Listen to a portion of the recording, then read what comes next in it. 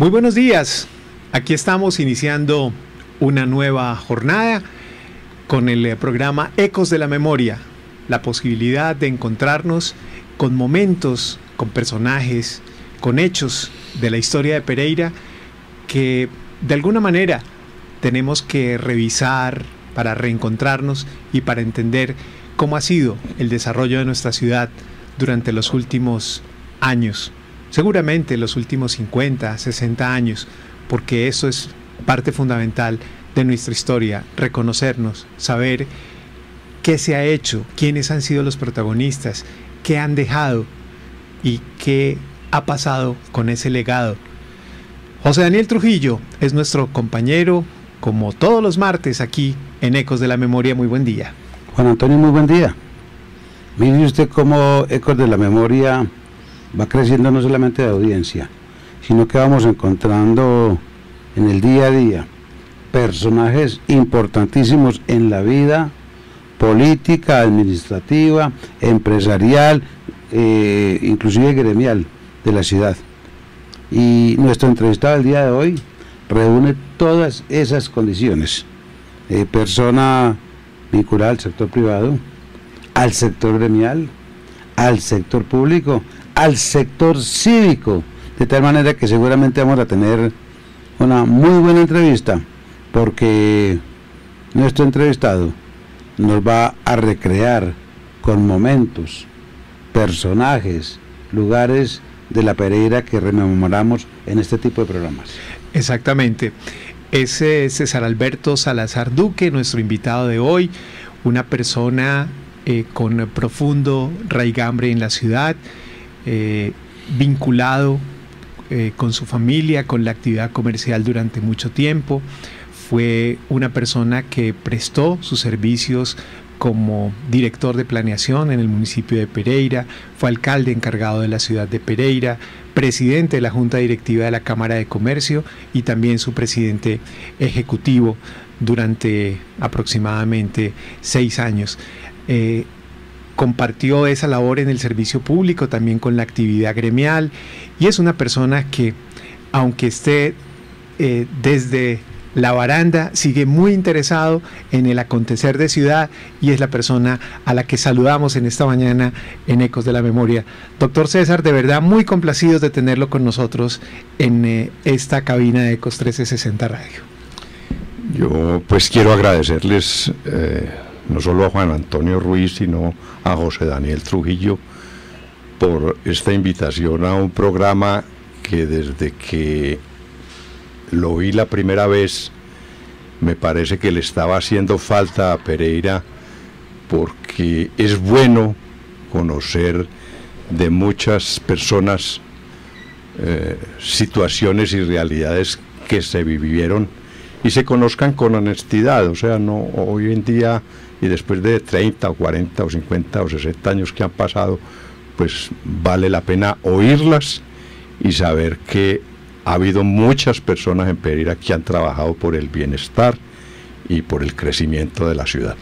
Creo que eso es lo más importante, coincidir en que el amor por la ciudad creo que ha llevado a muchísimas personas, a muchísimas generaciones a trabajar, a sentarse aquí y a dedicarse pues con sus esfuerzos para sacar adelante la ciudad. Juan Antonio, y este es el caso específico de cómo una familia, 4 generaciones por lo menos, están vinculadas al acontecer día a día de la Pereira de 1880, 1890, hasta la Pereira de hoy, 2018.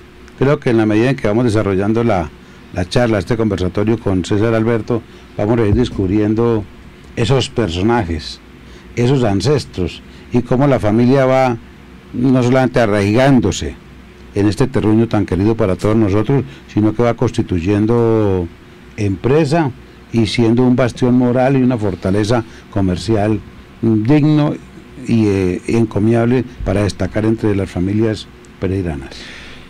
El abuelo, el bisabuelo, Valerio Salazar, 2 veces alcalde de Pereira. ¿Qué recuerda usted de él? Bueno, yo no tengo pues no me tocó, dijéramos, a mi bisabuelo.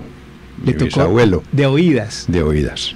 Y aún así, cuando ayer o antier me dijo José Daniel, pues tuve que ahondar y hacer un repaso un poco profundo, o más o menos profundo, sobre las actividades y lo que fue mi bisabuelo. Mi bisabuelo nació en Granada, Antioquia, murió en Pereira. Tuvo un único hijo hombre, que fue Jesús Salazar, con el cual inició. Primero, él cuando llegó de Granada fue sobre todo agricultor, fue cafetero, y ya más tarde, cuando Jesús, su hijo, creció, se iniciaron el tema comercial, primero también industrial, con la fábrica de jabón La Flor y El Gato. Esas eran las dos marcas que ellos sacaron. Primero hacían las velas La Flor, no había luz eléctrica en Pereira, entonces tenían una fábrica de velas.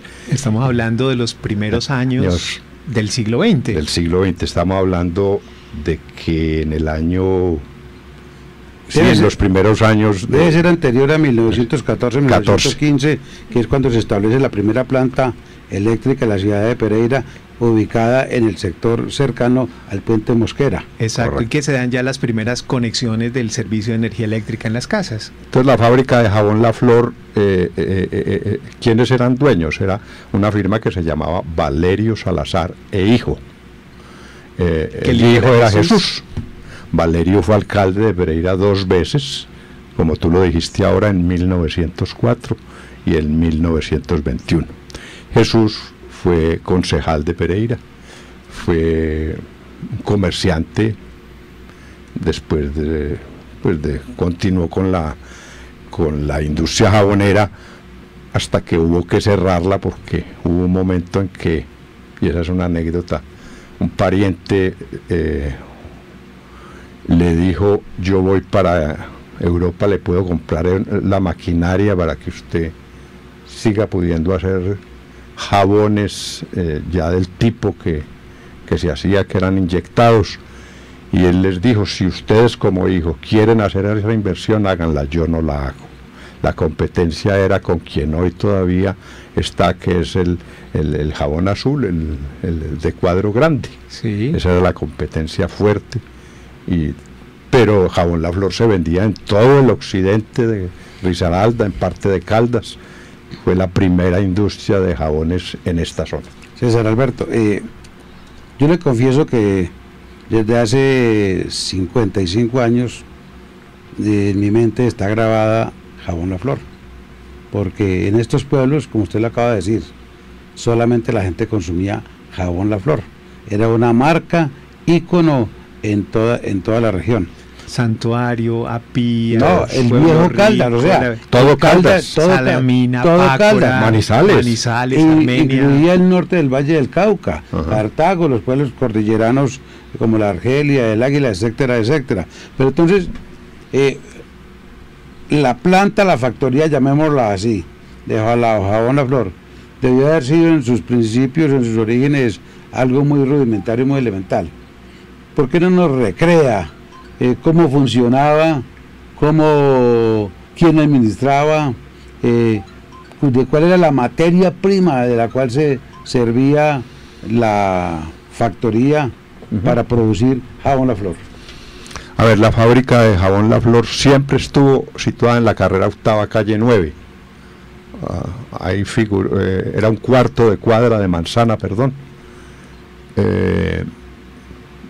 Muy recién, yo de niño pues, o de joven, la conocí. Los hornos eran movidos a través de leña, de leña pues, sí, que se conseguía. Eran unos hornos donde los trabajadores movían el jabón como ver usted mover panela hoy. O natilla. O natilla. Revolviendo. Eso se pasaba a unos moldes grandes metálicos y ese jabón se dejaba enfriar ahí. Apenas se enfriaba, pues se cortaba, ya se partía del tamaño que fuera y se le ponía la marca, que eran marcas manuales, la flor, o si era el gato. Bueno, ese jabón, ¿cuál era su materia prima? Eran los cebos de todas las carnicerías de Pereira. Nosotros teníamos, pues en la industria había unas personas que recogían el cebo, no solo en Pereira, sino en todas los municipios cercanos a la ciudad. Cuando hacía falta o tal, se importaba cebo de la Argentina. Los argentinos, yo me acuerdo que mi abuelo decía, tenían un problema, que mandaban una muestra muy linda, pero lo que llegaba era muy malo. De muy baja calidad. Que la muestra era siempre la mejor, pero bueno, eso fue cambiando. Se trajeron después una maquinaria que se le compró a una industria jabonera de Medellín o de Bogotá, se compraron calderas, la fábrica la manejaba el papá del doctor Tirado Plata. Allá no nos dejaban entrar a la fábrica, él era el que mandaba allá. Secreto de Estado. Secreto de Estado, porque de pronto nosotros podíamos aprender a hacer el jabón, entonces allá no dejaban entrar a nadie, ni a mi papá, o sea, ni a los hijos del dueño, no. Solo el día que se muere él, entrando a una corrida de toros en Bogotá en enero. ¿Quién se muere? El señor Tirado. El señor Tirado, que era el administrador. Sí. El médico Manuel Tirado Plata. Eso. A él le toca, ahí en ese momento, pues para resumir, le toca a mi papá hacerse cargo de la fábrica de jabón La Flor, sin saber hacer nada. Entrar a conocer lo que le va a tocar entrar a manejar. Él sabía cositas y tal, pero ya pues a producir, y que cuántos kilos de esto hecho, y que cuántos kilos de calcita, y que cuántos kilos de aquello. Y que, ¿Qué es la calcita? ¿Qué es la calcita? La calcita es uno de los elementos que llevaba el jabón, que le daba como dureza, solidez, y fuera de eso ayudaba a que el mugre saliera de la ropa. Los elementos eran muy pocos, no eran más de 5. Después empezamos a echarle un perfume, que se compraban unas canecas grandes de unos perfumes para perfumar un poquito. Bueno, yo creo que jabón La Flor, pues usted sí entiende como la relación, pero jabón El Gato, ¿de dónde salió ese nombre para la otra marca? Esa otra marca nace de que la gente en algunos pueblos quería competencia, que no quería que solo existiera esa marca. Una marca. Entonces ellos le dicen, no, pues le hacemos también y se lo empacamos en cajas distintas. Quiero recordarles que las cajas eran de madera del jabón. Después, en no sé qué años, empiezan las cajas ya en cartón. Sí, pero el empaque antes individual. Eran cajas el que más se vendía era de 90 panes, eran un cuadrito pequeño, ese era el jabón, pues el tamaño ideal. Hacía panes. Entonces había muchos municipios, hombre, no habrá forma de otra marca, porque es que la gente no le gusta, pues que quiere tener su competencia, sí, pues, otra opción. Entonces se sacó el jabón El Gato, y sobre todo el jabón El Gato se hacía en color amarillo, porque después sacamos el jabón Beta Azul, que era azul con blanco. Entonces se sacó la primera vez gato, con betas, la primera vez con betas. Eso era una locura, una machera, lindísimo. Para hacerle competencia, al final, antes de cerrar la empresa, empezamos a empacar los cuadros, y ya con trecaladoras individualmente. No, eso, a pesar de eso no éramos capaces, ya las ventas estaban en el suelo. Ya el almacén de la Novena era quien mantenía monetariamente o económicamente la fábrica de jabón. La fábrica de jabón La Flor, mi abuelo se puso algo enfermoso, mi papá le tuvo que decir, hay que cerrar esa fábrica, y él dijo, ni riesgos, eso no se puede cerrar. Al mes aceptó cerrarla, y le dijo, pero les voy a poner una condición, me hacen unas 400 o 500 cajas de jabón La Flor de 90 panes, para que doña Tulia, que era la esposa, él le decía doña Tulia, pueda seguir entregando el jabón los sábados en la casa. Ella repartía a la gente humilde le daba de a cuadro, de a 2 cuadros, todos los sábados. Se había acostumbrado a ir a pedir eso. el jaboncito. Hay que tener 400 o 500 cajas. Mientras no las tengan, no me pueden cerrar la fábrica. Mire eso, así Oiga, qué anécdota tan hermosa. Tan hermosa. Así como usted también le dice doña María Elena, mire que aquí también llama doña Tulia. Yo siempre le dije a mi mamá doña Olga. Y doña Olga la mamá. Doña Olga, yo siempre le digo doña Olga. Era una manera cariñosa, muy cariñosa, pero también respetuosa. Por supuesto, de admiración y de respeto. César, cambiando el tema, pero enfocado. Sí, señor. Cuando uno llega por la calle 19, sí, señor, a la carrera octavo, allí hay un edificio que lleva el nombre de su bisabuelo. Sí, señor. De don Valerio Salazar, nacido en Granada, Antioquia, y que es alcalde de Pereira en 2 ocasiones, 1904 y 1921. Sí, señor. Ese edificio, ¿quién lo construye? ¿Qué recuerda usted de esa construcción, si es que la vivió? ¿Y qué significaba para Pereira urbanísticamente? La construcción en todo el marco de la Plaza de Bolívar, calle 19 con carrera octava. Ese fue uno de los primeros edificios que se construyó en Pereira, en el sentido de tener en la parte baja un área comercial muy importante, pues el marco de la plaza, donde estuvo muchos años Coralpa, sí, se recuerdan, en toda la esquina. Hasta hace muy poquito. Hasta hace muy poco. Pero fuera de eso había pues toda la parte. Y en las partes altas, oficinas. José Daniel Trujillo fue inquilino por más de 20 años de ese edificio, muy recién egresado, si no estoy mal. Correcto. Fue al almacén, yo lo conocía. Hablé bien de él porque mi abuelo tenía otro problema con los inquilinos. No le gustaban que fueran abogados. Es una anécdota. ¿Y por qué Papachucho no le gusta? Y no, porque es que me enredan la piola. Es un abogado, eso es muy trabajoso, pues manejarlo. Pero eso es lo que me lo dijeron. A José Daniel, hágame el favor, hay que ayudarle, hay que alquilarle. Bueno, ese edificio fue de los primeros edificios que hubo en Pereira en el marco de la plaza. Muy paralelo se construyó el de la Compañía Colombiana. Eran los 2 edificios con el de la alcaldía y tal. Los demás el que se llama Braulio Londoño hoy. Braulio Londoño. Entonces, ese fue pues un edificio, yo no sé cuántos años tiene, fue hecho por mi abuelo. Igual el de la 19 con novena también fue hecho por él. El de la 16 con octava. A él le gustaba la construcción y hacía las inversiones en ese tipo. Bueno, Papá Chucho. Sí, señor. ¿Qué recuerdo tiene de él?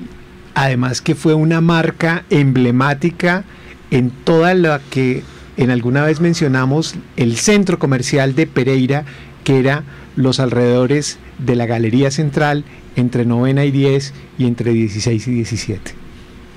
A ver, ellos... Cuando dije ahora de la firma Valerio Salazar e hijo, ellos arrancan en el Parque de la Libertad, donde en la octava, entre 13 y 14, ahí arranca pues la parte comercial. A los pocos años, entiendo, se pasan a la novena, entre 16 y 17, a una propiedad que compran. Después compran otra enseguida, pero arrancan. Ahí ponen la distribución del jabón, pues el jabón lo bajan de la planta y lo llevan allí como punto de venta. Como punto de venta, donde llegaba la gente de Occidente a recoger el jabón para llevarse. Porque además recordemos que ahí estaban las llegadas de los Jeep Willys, de los camperos, y también pues de toda la actividad como de transporte hacia los municipios. Así es. O sea, ese fue un centro de comercio de todo el Occidente. Nosotros le vendíamos a todo Occidente, llegaban por su jabón, dame 50 cajas, dame 100 cajas, dame 200, bueno, ese fue el centro. Tal. Ellos paralelamente, inicialmente abrieron un almacén, pero eran de electrodomésticos importados. Ellos vendían lavadoras, vendían neveras, vendían fogones a gas, perdón, a petróleo. A petróleo. Los fogones a petróleo que alcanzaron a vender, eso fue enorme. ¿Que le decían reverberos? Sí, ¿Se acuerda? Pero eran de 2 hornillas, de 3 y pequeños, de una. Eso llegaban desarmados y había un funcionario en el almacén que armaba todo el día fogones.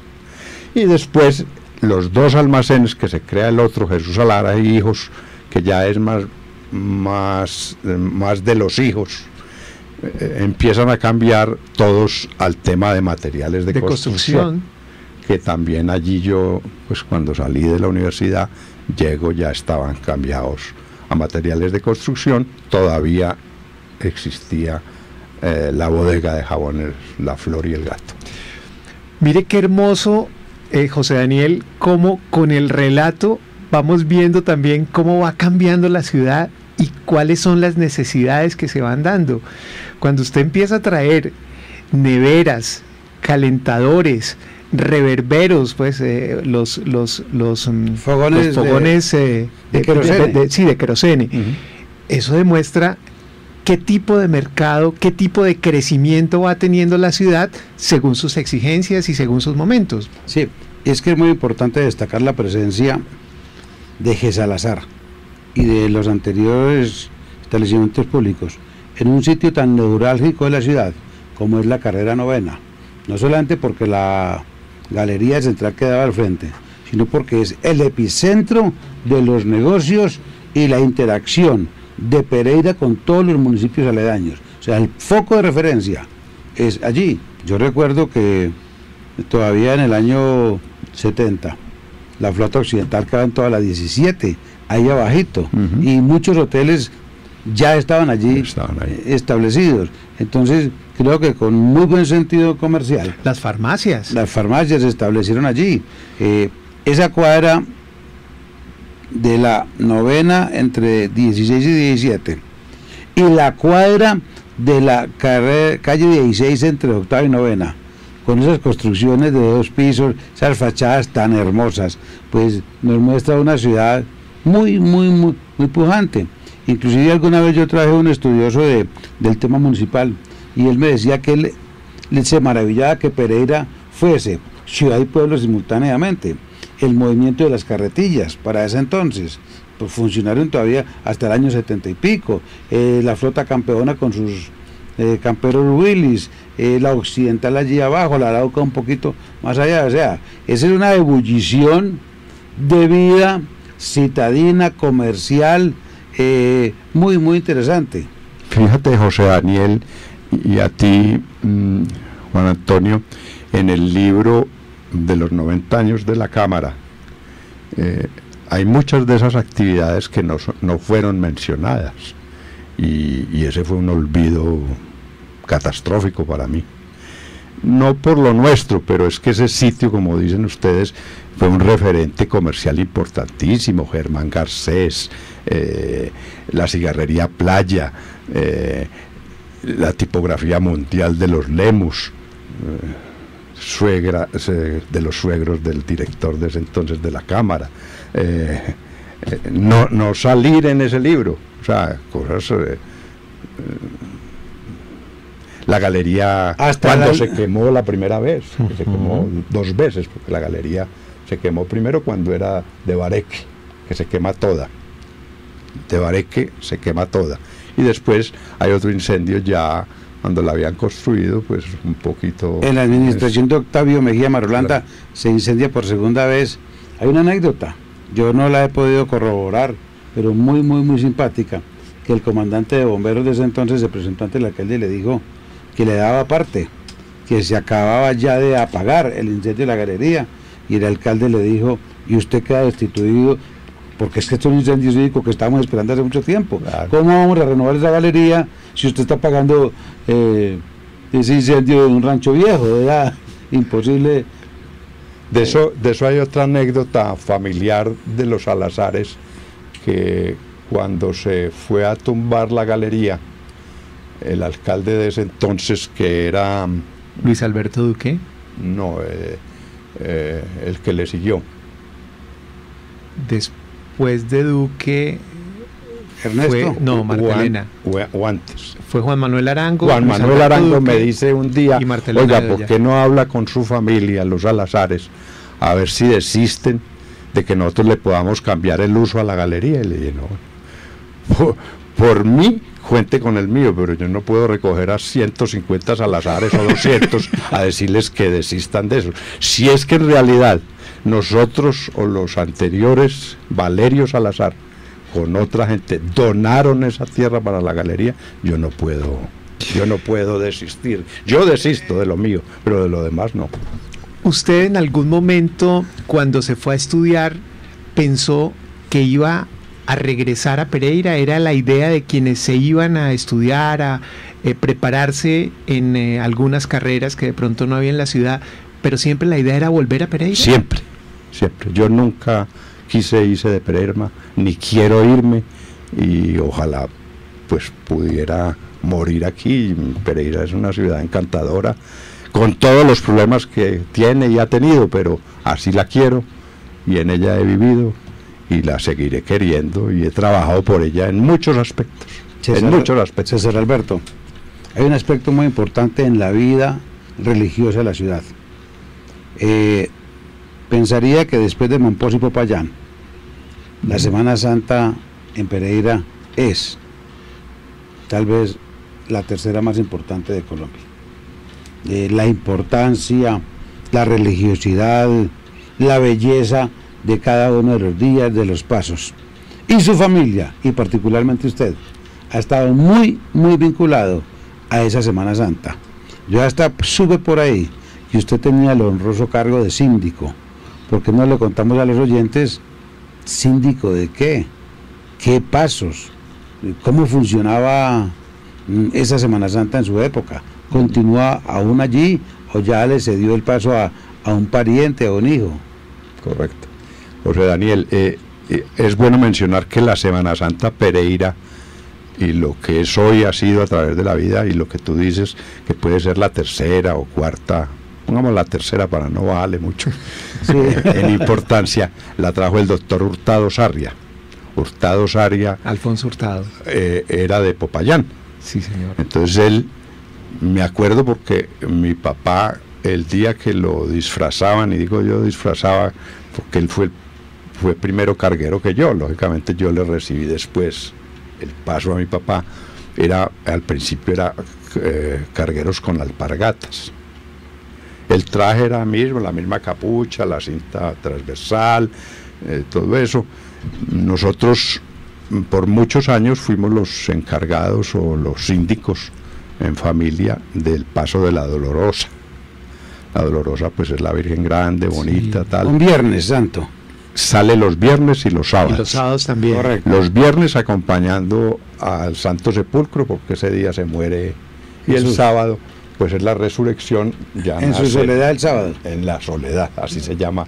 El viernes se llama Dolorosa, y el sábado se llama la soledad, y además y que son las mujeres prácticamente las que desfilan ese día. Entonces es una institución que crea el doctor Hurtado Sarria.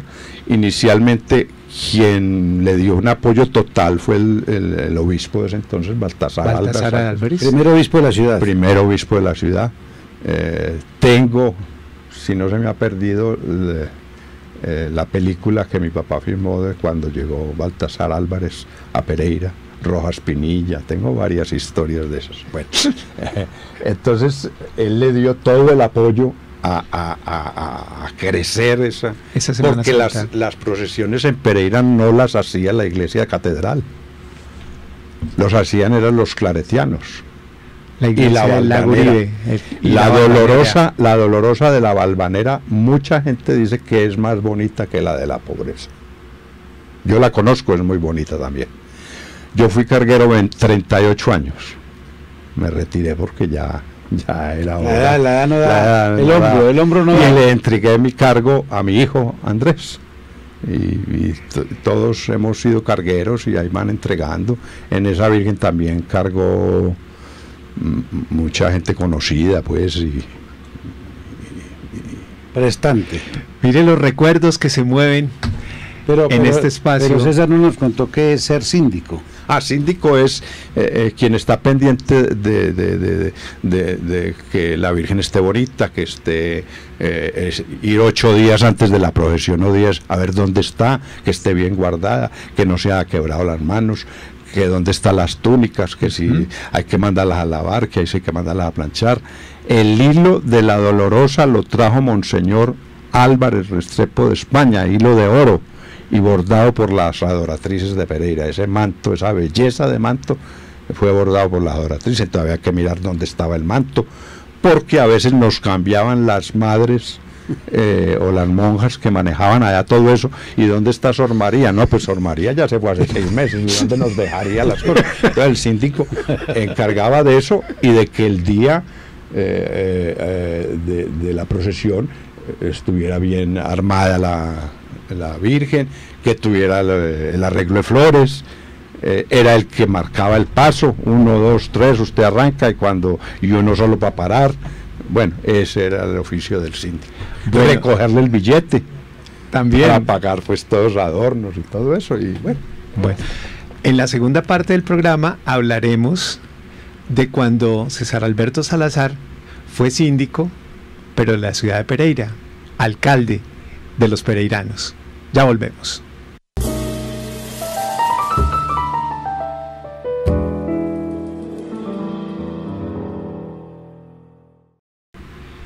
Volvemos a Ecos de la Memoria en esta mañana. Creo que se nos ha ido el tiempo muy rápido, pero estamos disfrutando profundamente de esta charla con César Alberto Salazar Duque, nuestro invitado de hoy.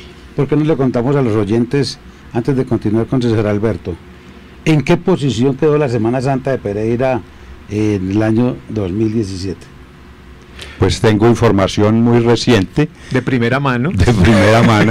Que el año pasado quedó de segunda. Eso es una belleza. Después de Popayán. Ahora, no sabe la gente el mundo de turistas que trae la Semana Santa a Pereira. Eso es una belleza, el mundo de gente que viene a ver las procesiones. La Semana Santa de los niños es espectacular. Ah, no, eso era lindo.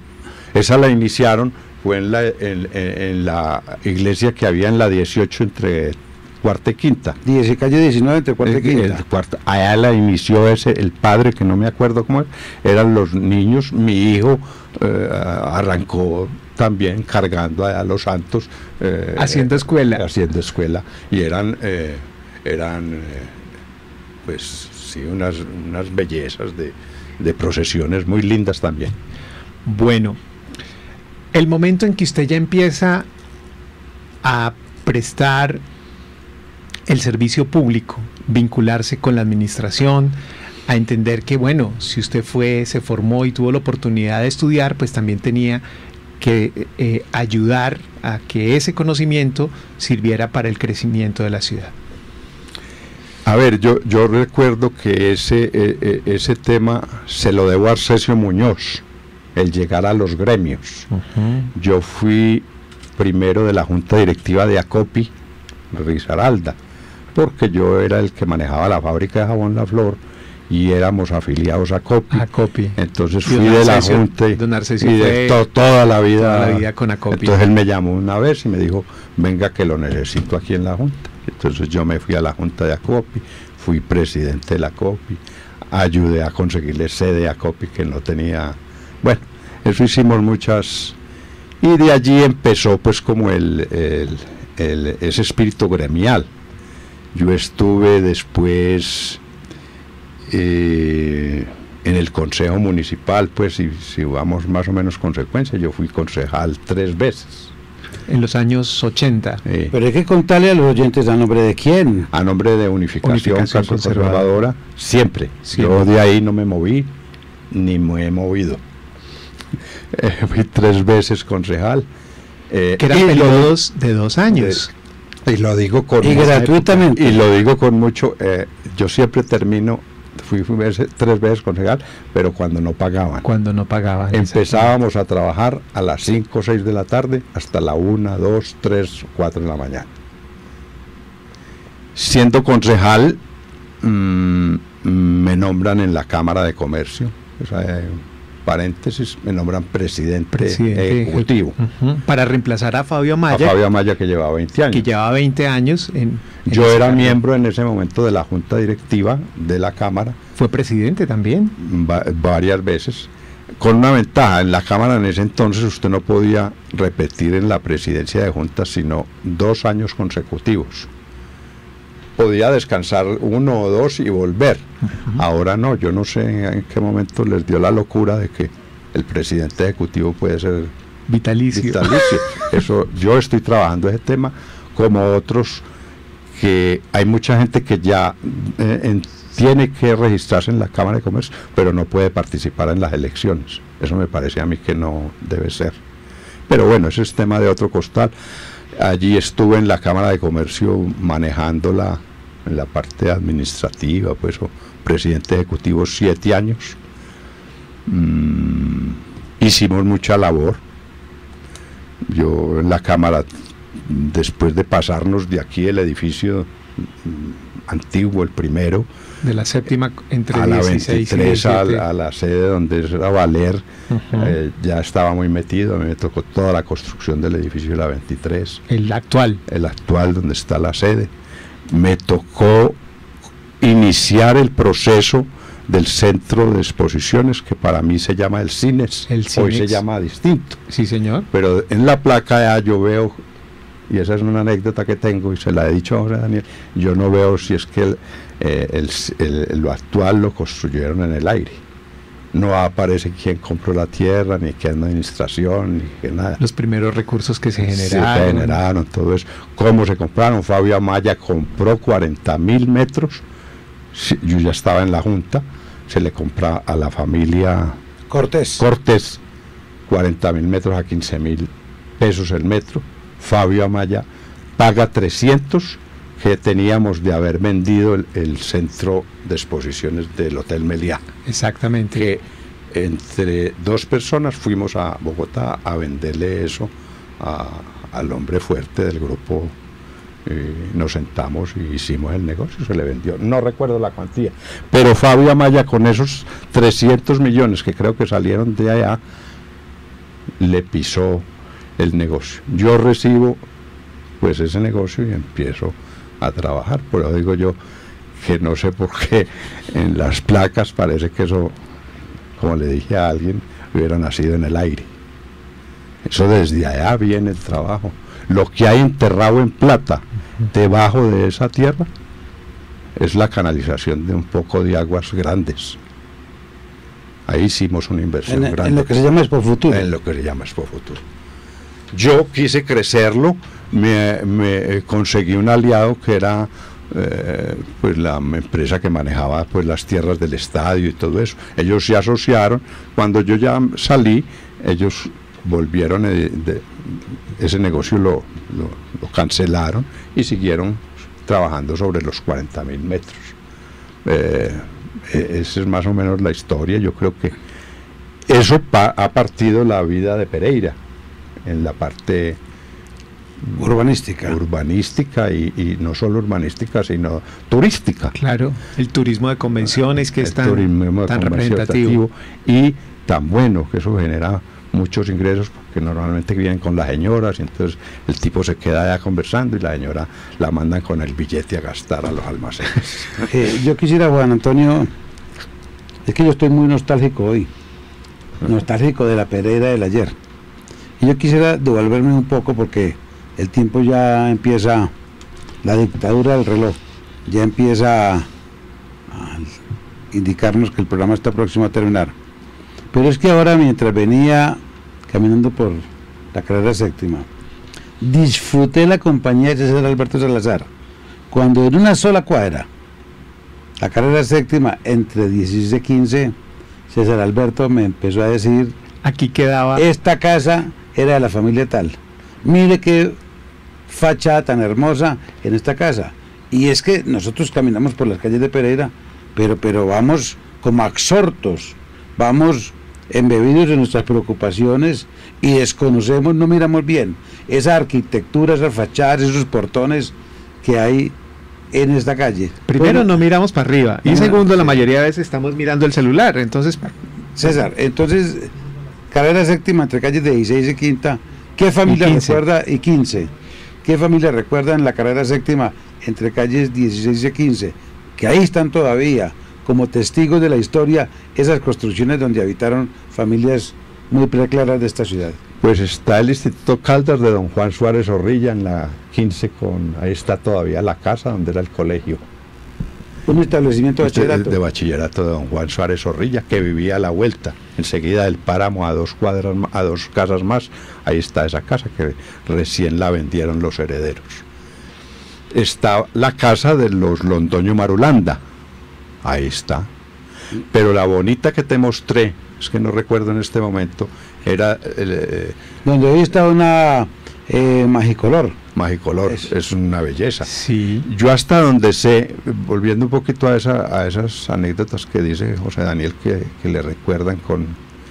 uno ve unas fotos en estos celulares de Pereira Antiguo, una belleza, que uno no explica cómo han tumbado. Hoy quedan, hasta donde sé, quedan 95 patrimonios, edificaciones de patrimonio, unas completas, que no son muchas, y otras, la gran mayoría son fachadas. Solo la fachada. Digamos, las de nosotros, allá en la Novena, cuando digo nosotros, donde tuvimos los establecimientos de comercio, de materiales de construcción, son fachadas. Mire lo particular, Hernán Roberto Meneses hace unos días nos decía que mientras aquí teníamos eso, un poco más de 80, alrededor de 90 construcciones, en Manizales eran más de 300 las que estaban con características de protección, muchas de ellas después del terremoto, después del incendio de Manizales de los años 30 y también de algunos de los terremotos, pero es, digamos, 3 veces más el número de viviendas que hay allá bajo protección arquitectónica que las que nos quedan en la ciudad. Juan Antonio, tengo una anécdota sobre eso. Sí, señor. 15 días antes de salir la normatividad en Manizales, y lo digo porque tengo involucrados ahí a alguien, se tumbaron más de 60 o 70 propiedades para no quedar incluidas como patrimonio histórico de la ciudad. Con el beneficio, pero también con las restricciones que tiene. ¿Usted cree que eso limita de alguna manera las posibilidades de generar algunos desarrollos en ese tipo de construcciones? Lo que pasa es que es una discusión con los urbanistas, con los que creen que hay que conservar el patrimonio urbanístico, que es lo que le muestran a uno en Europa. Sí. Es lo que le muestran a uno en Europa. Y cuando usted hoy ve los pueblos patrimonio de Colombia, Monpós, Salamina, Aguadas, Barichara, Salento, Finlandia, pues esos pueblos patrimonio de Colombia tienen esa afluencia de turistas y esa presencia nacional porque lograron conservar esas fachadas y esas construcciones. Aquí no, porque hay un interés muy marcado del crecimiento económico de la tierra, de la posibilidad de construir en el aire mayor densidad habitacional. Entonces hemos acabado con algo que hoy entendemos el perjuicio que le causamos a las ciudades, porque sería importantísimo que Pereira pudiese tener un número muy similar a Manizales de inmuebles declarados patrimonio histórico municipal. Ahí hay un inconveniente, y es que, claro, al ser declaradas patrimonio, entonces puede tener menos impuestos, pero le limitan muchísimo cualquier intervención y cualquier modificación, específicamente, por ejemplo, en las fachadas. Pero fíjate que uno ve en Europa, en algunas ciudades, sí, dejan la fachada y 1 metro o 2 metros adelante empiezan el nuevo edificio. O sea, la fachada queda ahí como patrimonio y intocable. 2 metros atrás empieza la construcción. Eso tiene su normatividad porque, digamos, en el caso de la Novena, usted no puede subirse más de 3 pisos. Entonces tiene unas restricciones. Paga uno un poquito menos de predial, eso es cierto, pero nos cuelgan todos los costales de los vendedores ambulantes que hay en la Novena, ahí sobre algo que nos exigen que hay que pintarlos todos los años.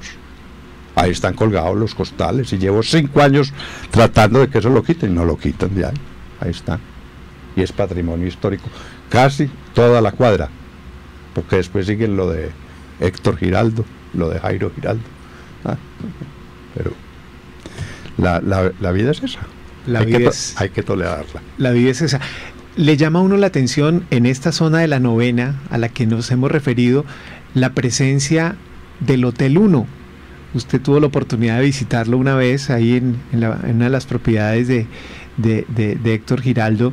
Desarrollaron bar, restaurante, hotel, galería de arte, y digamos que ha ido dinamizando esta actividad. ¿Cómo la siente usted que puede ser un elemento de renovación y de recuperación de todo este sector? Mira, yo le quiero contar algo, es una anécdota vieja, pero hace unos 30 años esa manzana, o sea, la novena y octava entre 16 y 17, las compañías de seguro no recibían un seguro más, porque era la manzana más costosa de Pereira, más costosa en contenido. Claro. O sea, no recibía, y como toda, a excepción del Banco de Bogotá, era en Bareque, entonces no recibían un seguro. Por eso nosotros tuvimos que pasar unas sucursales a donde era la jabonería. Pero esa renovación, ese sitio me parece de locura. Yo no sé cómo me meto yo a hacer el hijo de Lucha, sí, a hacer esa inversión ahí, ese hotel y ese restaurante. La semana pasada le montaron un tipo hablando todo el día, poniéndole música al frente. Afortunadamente lo quitaron, pues, y televisor y bueno, pero quedan 9 tipos que bueno, no quiero seguir ahondando en eso, pero esa cuadra está destruida. Pero César, algún día conversando con este empresario joven emprendedor, que se crea o que crea ese tipo de hotel para turista, un poco más el concepto de mochilero, nos decía que los extranjeros cuando salían al andén se enloquecían viendo en el andén ventas de plátanos, de frutas, de yuca, zanahorias, que para ellos era extraordinario ese concepto, que no lo conocían ni en Buenos Aires ni en ninguna ciudad de Europa. O sea que ahí había un ingrediente que a nosotros nos incomodaba como ciudadanos, que son las ventas callejeras, mientras al extranjero le llamaba mucho la atención esa vitalidad que producía una ciudad como esta cuando había ventas de verduras y de comida por toda parte. José Daniel, eso está muy bien, lo que pasa es que falta desorden. Digamos, si uno tiene al frente del almacén de la Novena, para seguir ahí rápidamente, un andén de 3 metros, pero el vendedor ambulante de zanahorias no deja sin un andén de 30 y 40 centímetros, y si usted le toca una caja de naranjas, le ofrece machete, eso no es orden. Eso no, pues está bien, tómese 1 metro, 1,5 metros, bien, pero déjeme un andén generoso. Mire que sí era verdad cuando él decía que esta es la ciudad de sus afectos, la ciudad en la que él ha vivido, la que ha disfrutado, pero en la que también ha encontrado que hay problemas, y yo creo que uno de esos problemas sí es como la falta de autoridad, como una mayor respuesta cuando los ciudadanos piden que se actúe, que se garantice que haya oportunidades pues para todos, que si estas personas quieren ofrecer sus productos lo hagan en unos sitios donde puedan ofrecer higiene y condiciones favorables, en lugar de estar ocupando el espacio público. Pero también entonces se enfrenta uno a las situaciones de pobreza, de quien está necesitando subsistir, entonces hay que buscar ahí un equilibrio. Pero le digo una cosa, señor, si uno ve en la octava hay puestos que el surtido no lo tiene una joyería de Pereira. Esos son negocios que en Medellín, por ejemplo, ya la DIAN les está ayudando a controlar. ¿Por qué? Porque la DIAN puede llegar a donde el vendedor me muestra las facturas de compra de lo que usted está vendiendo. Aquí no han podido, ni lo han querido hacer. Pero hay surtidos ahí de relojes y cosas que vale más de 15 o 20 millones de pesos. Esos son negocios que le están poniendo a un tipo esos joyeros de allá, por ejemplo. Que eso no es para el mínimo vital del que habla el fallo de la Corte Constitucional. No. Eso es que todos los días va y tiene que presentar, vea, vendí estos $1.000.000 de pesos, tenga pues el 5% que usted se ganó y tal, y listo, muéstreme a ver el inventario, y se lo guardan dentro del almacén, al otro día lo entregan otra vez. ¿Por qué no vamos terminando el programa, César Alberto, contándole a los oyentes que esas 4 generaciones del apellido Salazar se han proyectado también con profesionales de la arquitectura y de la ingeniería a un sector muy importante de la ciudad de Pereira, donde está, yo diría, la creatividad y el diseño mágico de quien es profesional en la construcción. ¿Cómo le contamos, por ejemplo, personas allegadas a usted, desde el punto de vista de su sangre, que han ayudado a construir la modernidad en Pereira, como el megacentro y ese tipo de construcciones? Megacentro, yo creo, para mí es el desarrollo pues de construcción más importante que se ha hecho en Pereira en los últimos años. Alberto Botero Salazar es el que ha manejado el proyecto. Al lado de él trabaja mi hijo Andrés Salazar Gómez, que es arquitecto también. Óscar Valencia Salazar es arquitecto. Médicos también tenemos, o sea, pero en la arquitectura nos ha gustado mucho trabajar mucho el tema de construcción, siempre. Yo creo que nuestro abuelo Chucho nos dejó como en la sangre esa idea de construir, de estar atento en las vías, digamos, voy a poner un caso concreto que yo no sé si nos quedan unos minutos. El problema de Pereira de las motos, eso es falta de orden y de mando. Hace 15 o 20 días estuve en 2 municipios de Antioquia. La moto tiene que estar detrás del carro. Si se va a pasar es porque se puede pasar. Si voy adelante y hay 2 carriles, son 2 carriles de carros, la moto me tiene que esperar. No se me puede pasar como aquí, que usted llega a un semáforo y hay 30 motos adelante, que se le han pasado por el lado derecho, izquierdo, y si se descuida por encima del carro. Entonces, eso cosas de detalles, de orden. Claro.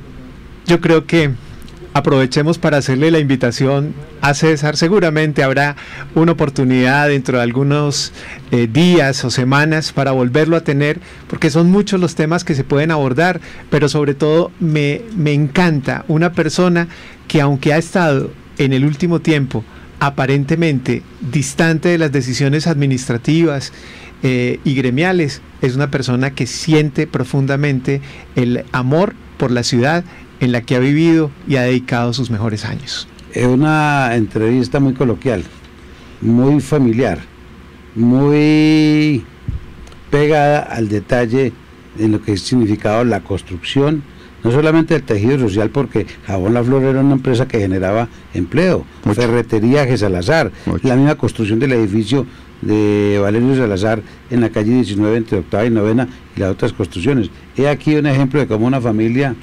ya lleva vinculada a la ciudad durante más de 100 años, generando desarrollo y progreso. Pues eso es lo que hemos querido con este espacio de Ecos de la Memoria, recordar, acercándonos a personajes, a hechos y a esas 4 generaciones de los Salazar que han estado presentes en la historia de Pereira en sus más de 150 años. A ustedes gracias, a nuestro compañero Andrés Gutiérrez por la grabación que pueden ver las personas a través de YouTube y de las redes sociales de Ecos 1360, y a nuestro compañero Óscar Serrano. Muy bien, muy buen día. Volveremos la próxima semana con más invitados aquí en Ecos 1360 Radio y nuestro espacio Ecos de la Memoria.